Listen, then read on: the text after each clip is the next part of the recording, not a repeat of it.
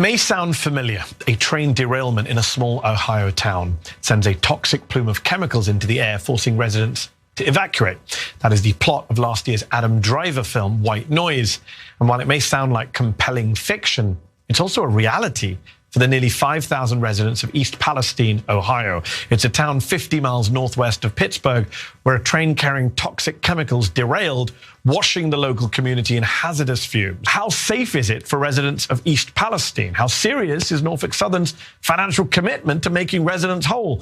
Why did the Transportation Secretary Pete Buttigieg wait until moments ago to issue his first public statement on it on Twitter?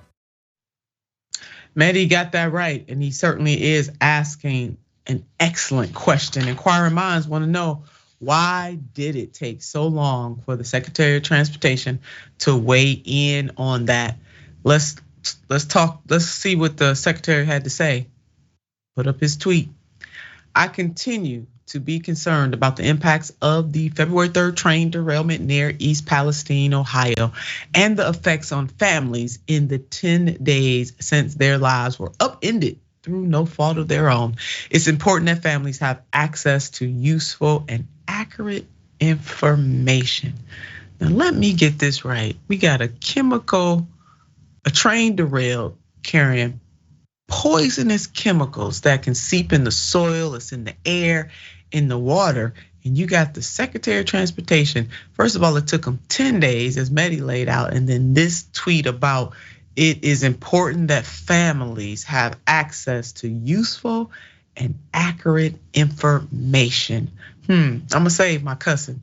A reminder that the train derailment on February the 3rd, and it took a full 10 days for Pete to even acknowledge that this happened. And when he did acknowledge it, he said, oh, the families have to have accurate information, instead of him saying to these people, I'm on it, and there will be some consequences and repercussions because of your suffering. Oh no, what he said is that it's important that these families get accurate information and useful information. Let's put up, there has been a lot of Twitter responses to this, as I'm sure we all know. Roger had this to say, continue to be concerned. He put that in quotes. Is a hell of a way to express being silent for 10 days. Roger, I'm with you on that. And naturally though, the cult of neoliberals rushed to his defense to try to ensure that he is not responsible, nor should he be held accountable. Let's take a look at what some of the neoliberals had to say. This is coming from Brian. The fact that Republicans are relentlessly attacking the Secretary of Transportation, Pete Buttigieg, over a random, y'all believe this? Over a random train derailment in Ohio tells me only one thing. They fear Mayor Pete's political future. He will be president one day, and Republicans know it. Now let me get this straight. You see how quickly this dude went to partisan politics instead of giving a damn about what the families of East Palestine are going through. He went straight, and I mean all the way straight, to politics now and into the future, because of course the Republicans are shaking in their boots. Of course they are. I know they are.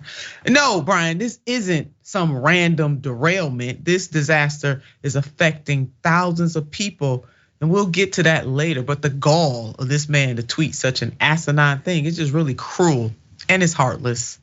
And then he went even further in a response to someone who called him out. And I'm glad that this person called him out. Let's put this up.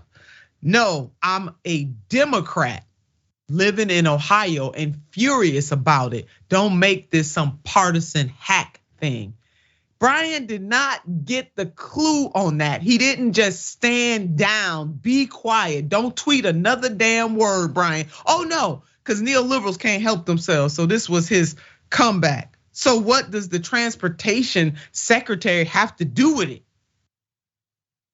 What does the Secretary of Transportation have to do with it? Everything. Is he supposed to be monitoring every single train and railroad? Yeah, dude. Derailments happen all the time. They should be very infrequent. I'm putting my Turnerism in this as I read through this, because I can't even hardly stand it. They are politicizing it, not me. No, Brian, dude, you politicized it. The Trump administration rolled back Obama era breaking requirements. This dude, I mean, just okay, all right. So he did all that. He said all that.